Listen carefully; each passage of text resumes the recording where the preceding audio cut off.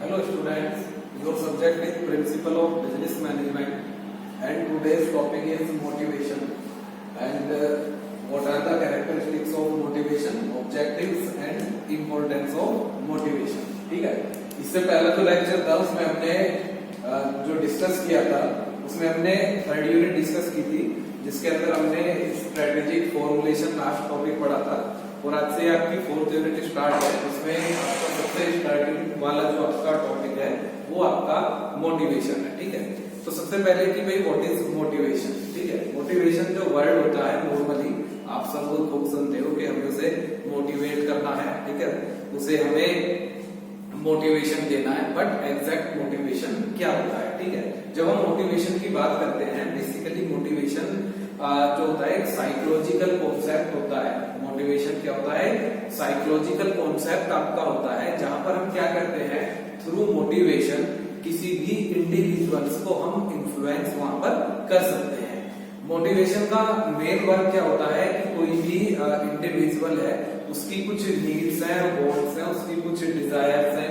ठीक है, उसकी कुछ विलिंगली कुछ एबिलिटीज है या उसकी कुछ विलिंगली कुछ उसका परसेप्शन है। ठीक है, तो उन सबको फुलफिल करने के लिए बेसिकली जो आपका मोटिवेशन होता है एक इंडिकेटर का रोल वहां पर प्ले करता है, एक इन्फ्लुएंसर का रोल जो है वहां पर आपका प्ले करता है। ठीक है, तो हम उसे मोटिवेट करके हम कहीं ना कहीं जो भी उसके डिजायर्स हैं, जो भी उसकी वांट्स हैं, उन्हें हम फुलफिल कर सकते हैं।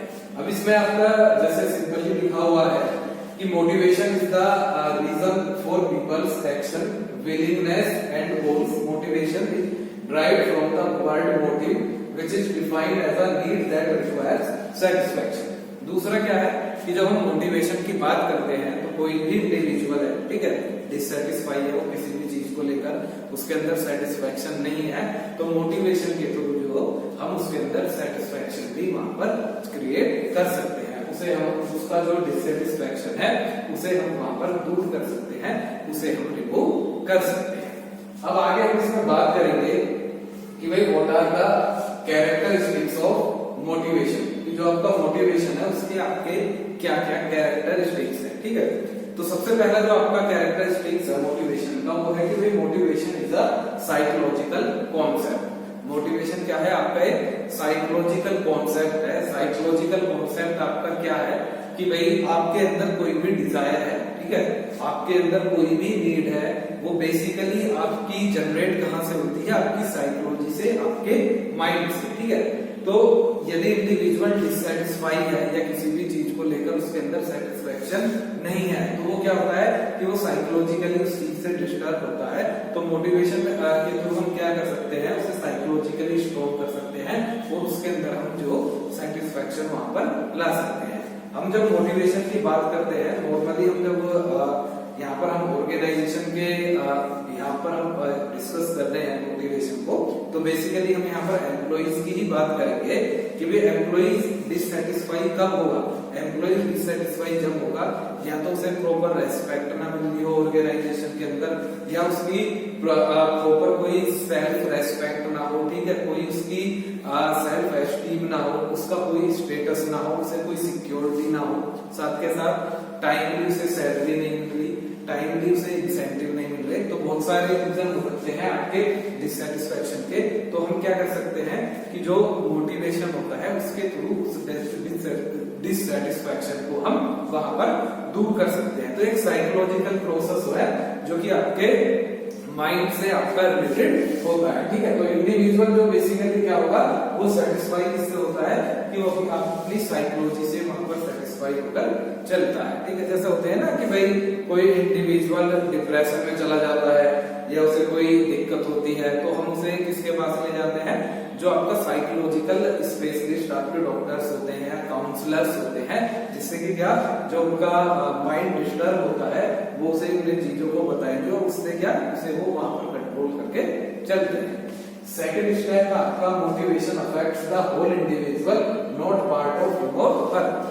जब हम मोटिवेशन की बात करते हैं तो वो केवल किसी एक पर्टिकुलर पार्ट को इंडिविजुअल के को इफेक्ट नहीं करता, वो आपके होल इंडिविजुअल को आपका अफेक्ट करता है। ठीक है, यदि आप डिससेटिस्फाई हो, परेशान हुआ, ठीक है, साइकोलॉजिकली आपकी कंडीशन सही नहीं है, तो आपके जो होल बॉडी है वो आपकी पूरी बॉडी वहां पर सही से काम नहीं करने की, पूरी बॉडी आपकी सही से वहां पर नहीं चलेगी।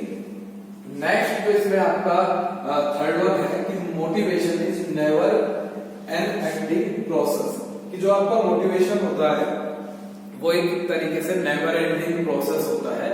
हमें क्या करना होता है कि जितने भी हमारे एम्प्लॉइज होते हैं जो हमारी ऑर्गेनाइजेशन के अंदर वर्क करते हैं, हमें क्या करना होता है, उन्हें टाइम टू टाइम मोटिवेट करके चलना होता है। टाइम टू टाइम उन्हें मोटिवेट करने के लिए हम क्या कर सकते हैं, टाइम टू टाइम उनकी हम सैलरी उन्हें दें, टाइम टू टाइम हम उन्हें इंसेंटिव दें, उनका प्रमोशन करें, उनकी एक वैल्यूज क्रिएट हो ऑर्गेनाइजेशन के अंदर, स्टेटस उनका बने, जो आपके सुपीरियर हैं या जो आपके सबऑर्डिनेट है उनमें एक वेल कोऑर्डिनेशन वहां पर होना चाहिए। तो इसलिए हम क्या कहते हैं कि ये भी एक आपका नेवर एंडिंग प्रोसेस आपका होता है, जो आपका मोटिवेशन होता है। सेकंड वन है no fulfilment of basic needs make a man sick. अब हम मोटिवेशन की जरूरत कब होती है किसी भी इंडिविजुअल्स को, जब उसकी नीड्स या कुछ डिजायर्स जो होती हैं वो फुलफिल नहीं हो पाती, जिसकी वजह से वो पर्टिकुलर इंडिविजुअल क्या करता है, वो डिससेटिस्फैक्शन में चला जाता है या वो साइकोलॉजिकल वहां पर डिस्टर्ब आपका हो सकता है। तो इसमें क्या होता है कि यदि किसी भी इंडिविजुअल की जो आपकी बेसिक नीड्स होती हैं, इंडिविजुअल की जो बेसिक नीड्स होती हैं, यदि वो फुलफिल ना हो तो वो मैन आपका सिक हो सकता है, कमजोर हो सकता है, उसका फिजिकली लेवल भी उसका डाउन हो सकता है, उसकी जो मेंटल एबिलिटी है वो भी उसकी वहां पर डाउन आपकी हो सकती है। ठीक है, आगे इसके बाद आपका जो फिफ्थ है goals are motivators. Next point क्या है कि आपका गोल्स आर मोटिवेटर्स। हम बेसिकली क्या करते हैं, किसी भी ऑर्गेनाइजेशन के अंदर बात करते हैं, हम कुछ ना कुछ गोल्स या ऑब्जेक्टिव्स वहां पर सेट करते हैं, तो उनसे जो एम्प्लॉइज है उन्हें लगता है कि भाई यदि हम अपनी अच्छी परफॉर्मेंस वहां पर देंगे, ठीक है, अपना 100% एफर्ट देंगे, या उन्हें जो उनकी एक्सपेक्टेशन है वो टाइमली फुलफिल वहां पर होती है, वो फुलफिल होती हैं, तो वो आपके जो गोल्स होते हैं वो उन्हें भी फुलफिल करेंगे। तो इसलिए हम कहते हैं कि जो गोल्स होते हैं वो एक मोटिवेटर की तरह जो है वहां पर आप काम करते हैं। नेक्स्ट है कि the self concept as a unifying force. Self concept is unifying force क्या होता है कि जब हम मोटिवेशन की बात करते हैं या हम डिससेटिस्फैक्शन की बात करते हैं या सेटिस्फैक्शन नहीं है किसी भी इंडिविजुअल के अंदर, तो वहां पर बेसिकली क्या होता है कि जो सेल्फ कॉन्सेप्ट होता है उसका एक बहुत बड़ा रोल वहां पर होता है। अब वो रोल क्या होता है कि सपोज करो मैं हूं या आप, ठीक है, अब हम क्या देख रहे हैं, हम अपना सेल्फ कॉन्सेप्ट, हम अपने आप को सेल्फ एसेस कर रहे हैं, लेकिन हम क्या देख रहे हैं, केवल हमारे अंदर जो है एक तरीके से नेगेटिविटी भरी हुई है। ठीक है, हम केवल ये देख रहे हैं कि भाई मेरे अंदर ये नहीं है, मैं ये नहीं कर सकता, मैं ये नहीं कर सकता, मैं ये नहीं कर सकता, तो उससे इंडिविजुअल क्या होगा कि ऑब्वियसली वो डिससेटिस्फैक्शन की तरफ वो वहां पर मूव करके चलेगा। ठीक है, एक कोई दूसरी चीज क्या होती है कि जब आप अपना सेल्फ असेसमेंट वहां पर करते हो, आप क्या देखते हो, आप अपनी पॉजिटिव चीजों को देखते हो कि हाँ मैं इसे कर सकता हूँ, या मैं ये कर सकता हूँ, या मैं इस काम को कर सकता हूँ। तो वहां पर आप क्या कर रहे हो, वहां पर आप नॉर्मली अपना सेल्फ असेसमेंट कर रहे हो और चीजों को आप पॉजिटिवली वे में वहां पर आप देखकर चल रहे हो। नेक्स्ट है आपका motivation is a complex phenomenon. ठीक है, मोटिवेशन की जब हम बात करते हैं तो एक बहुत ही कॉम्प्लेक्स आपका एक तरीके से होता है। जो ये मोटिवेशन होता है वो क्यों होता है कि नॉर्मली सिंपली हमने कह दी कि आपको मोटिवेट कर देंगे, बट वो डिपेंड होता है कि जो सामने वाला है वो क्या चाह रहा है, क्या नहीं चाह रहा है, किस लेवल से वो मोटिवेट होगा। ठीक है, तो ये एक आपका बहुत ही कॉम्प्लेक्स एक आपका प्रोसेस होता है। ठीक है, नेक्स्ट है कि motivation is different from satisfaction, inspiration and manipulation. जो मोटिवेशन होता है वो आपका डिफरेंट होता है सेटिस्फैक्शन से, इंस्पिरेशन से, और आपका जो मैनिपुलेशन वहां पर होता है। ठीक है, सेटिस्फाई हो आप, सेटिस्फाइड हो, ठीक है, लेकिन क्या होता है कि कभी कभी आप जो है आप क्या सिचुएशंस या कंडीशंस को देखते हो कि भाई ठीक है आप पिए हो तो आप उसी से सेटिस्फाइड हो, आपको लग रहा है कि भाई यदि मैं ये भी नहीं रहूंगा तो मैं और डाउन नीचे चला जाऊंगा, या कम से कम यहाँ पर तो मेरा काम चल रहा है। तो इसलिए हम क्या कह रहे हैं कि जो मोटिवेशन होता है वो आपके इनसे तीनों से आपका डिफर वहां पर होता है। आगे जो है इसमें आपका वो है आपका नेक्स्ट है आपका कि भाई what are the objectives of motivation, कि जो आपका मोटिवेशन होता है उसके आपके क्या क्या ऑब्जेक्टिव्स हैं। ठीक है, तो इसमें सबसे पहला आपका ऑब्जेक्टिव है to create conditions. To create conditions क्या होता है कि जो मोटिवेट होता है, मोटिवेशन होता है वो इंडिविजुअल्स के अंदर क्या क्रिएट करता है, people are willing to work with zeal, initiative, interest and enthusiasm. कि जब हम लोगों को मोटिवेट करेंगे तो उनके अंदर एक विलिंगली इंटरेस्ट क्रिएट होगा टू परफॉर्म द वर्क। जब हम लोगों को मोटिवेट करेंगे तो उनके अंदर एक क्या होगा, एक विलिंगली इंटरेस्ट क्रिएट होगा, साथ के साथ एक फुल जील, फुल इंटरेस्ट और फुल एंथुसियाज्म से वो वहां पर वर्क करेंगे, जो कि उनके लिए भी बेनिफिशियल है और साथ के साथ हमारी ऑर्गेनाइजेशन के लिए भी वो बेनिफिशियल आपका होता है। ठीक है, नेक्स्ट है टू स्टिमुलेट एम्प्लॉय ग्रोथ। यदि हम एम्प्लॉइज हैं, टाइम टू टाइम उन्हें मोटिवेट करके चलेंगे, हम उनके अंदर डिससेटिस्फेक्शन क्रिएट नहीं होने देंगे, तो उससे क्या होगा कि वहां पर जो है एम्प्लॉइज की जो ग्रोथ है वो वहां पर तेजी से होगी ड्यू टू द मोटिवेशन। इसके बाद है नेक्स्ट है आपका टू अचीव ऑर्गेनाइजेशनल गोल्स। यदि आपका एम्प्लॉय सेटिस्फाइड है, उसकी प्रॉपरली ग्रोथ हुई है, तो वहां पर वो एम्प्लॉइज क्या करेगा, अपने इंडिविजुअल ऑब्जेक्टिव्स फुलफिल करेगा।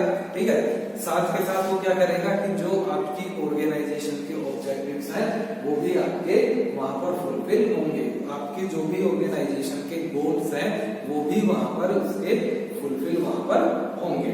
ठीक है, तो इसलिए हम कहते हैं कि way to achieve organisational goal. Next है better utilisation of human and non human resources. Employees हैं, ठीक है, हमारे यहाँ पर वर्किंग कर रहे हैं, हम उन्हें प्रॉपरली मोटिवेट कर रहे हैं, उन्हें टाइमली उनकी सैलरी दे रहे हैं, टाइमली उनका जो इंसेंटिव बनता है वो इंसेंटिव हम उन्हें दे रहे हैं। ठीक है, टाइमली हम उन्हें प्रमोशन दे रहे हैं, सारी चीजें हम उन्हें टाइमली देते हैं। तो वहां पर क्या होता है कि वो जो आपका ह्यूमन रिसोर्स है, ठीक है, उनका तो यूटिलाइजेशन होता ही है, साथ के साथ आपके जो नॉन ह्यूमन रिसोर्सेज हैं, क्योंकि नॉन ह्यूमन रिसोर्सेज को ऑपरेट कौन करते हैं, जो आपके ह्यूमन रिसोर्स होते हैं, तो वहां पर हम दोनों को अच्छी तरीके से वहां पर यूटिलाइज करके चल सकते हैं। इसके बाद आपका नेक्स्ट वन है आपका की for job satisfaction. Job satisfaction के लिए भी मोटिवेशन आपका बहुत जरूरी होता है। ठीक है, क्या कि जो जॉब सेटिस्फैक्शन होती है उसके लिए भी आपका मोटिवेशन बहुत जरूरी होता है। तो इसलिए हम इसका एक ऑब्जेक्टिव क्या है कि हम एम्प्लॉइज को जितना ज्यादा मोटिवेट करेंगे उनके अंदर उतना ही ज्यादा वहां पर आपका क्या जो जॉब सेटिस्फैक्शन होगा उनके अंदर वो वहां पर क्रिएट होगा, ज्यादा से ज्यादा जॉब सेटिस्फैक्शन उनके अंदर क्रिएट होगा वहां पर। नेक्स्ट है आपका for better industrial relations. For better industrial relations क्या, किस एम्प्लॉइज हैं आपके यहाँ आपके जो एम्प्लॉइज हैं वो सेटिस्फाइड एम्प्लॉइज हैं, ठीक है, उनके अंदर डिससेटिस्फैक्शन नहीं है, तो उससे आपको बेसिकली फायदा क्या होता है इस तरीके से कि आपकी जो ऑर्गेनाइजेशन होती है उसके इनसे अच्छे इंडस्ट्रियल रिलेशनशिप मेंटेन करने में हेल्प मिलती है। साथ के साथ जो हम इंडस्ट्रियल रिलेशन की बात करते हैं तो ये बेसिकली रिलेशन होता है गवर्नमेंट के बीच में, आपके एम्प्लॉयर के बीच में, एम्प्लॉइज और जो आपकी ट्रेड यूनियन है।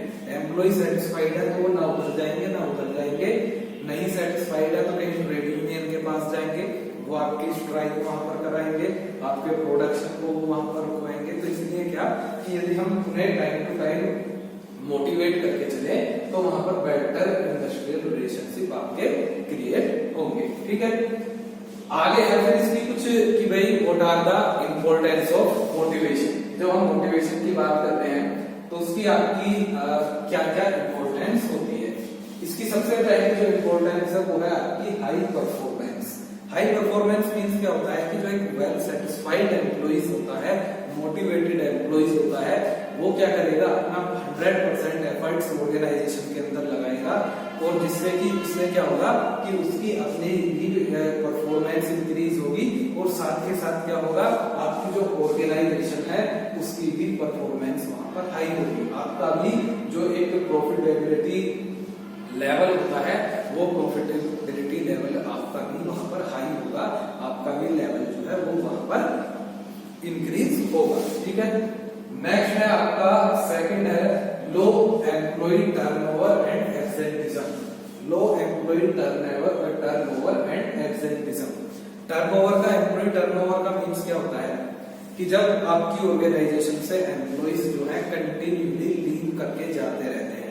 ऑर्गेनाइजेशन के अंदर क्या है, एम्प्लॉइज आपके कंटिन्यूली नहीं रुकते हैं। ठीक है, नहीं रुकने का मतलब क्या है कि भाई एम्प्लॉइज आए, अब वो क्या है आपकी कंडीशंस या आपकी ऑर्गेनाइजेशन को देखकर वो सेटिस्फाई नहीं है, 50 छोड़कर चले गए, फिर 50 आप नए लाए, 30 छोड़कर चले गए। ठीक है, तो होता है आपका एम्प्लॉय टर्नओवर। एब्सेंटिज्म क्या होता है, जब एम्प्लॉइज विलिंगली सेटिस्फाई नहीं होता तो वो रोज ना जाने के बहाने वहां पर ढूंढता है ऑर्गेनाइजेशन के अंदर, तो उससे क्या होता है कि आपका रेट ऑफ एब्सेंटिज्म भी बढ़ता है और आपका एम्प्लॉइज टर्नओवर भी वहां पर बढ़ता है। और यदि नॉर्मली हम बात करें एम्प्लॉइज आपके एब्सेंट वहां पर रहेंगे, टाइमली वहां पर नहीं पहुंचेंगे, तो उसका क्या इफेक्ट पड़ेगा, उसका सीधा इफेक्ट ये पड़ेगा कि भाई आपकी जो अपनी ऑर्गेनाइजेशन है उसका प्रोडक्शन कभी भी आपका हो सकता है, कभी भी आपको दिक्कतें वहां पर हो सकती है। उसके बाद है बेटर ऑर्गेनाइजेशन इमेज।